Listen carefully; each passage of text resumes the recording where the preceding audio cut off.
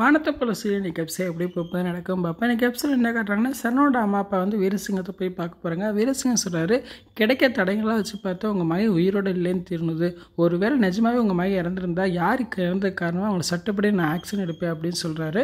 உடனே சரணோட அம்மா அப்பா நீங்கள் சீக்கிரம் கண்டுபிடிங்க சார் அப்படின்னு சொல்லிட்டு வர்றாங்க. வர்றவங்க நேராக துளசி வீட்டில் போய் பெரிய பிரச்சனை பண்ணுறாங்க. நிச்சயமாக அந்த பொண்ணி தான் என் மகனை ஏதோ செஞ்சுருப்பா, என் மகனோட உடம்ப கூட கடைசியாக நாங்கள் பார்க்கல, எங்கடி வச்சுருக்கீங்க அப்படின்னு சொல்லி பெரிய பிரச்சனை பண்ணுறாங்க.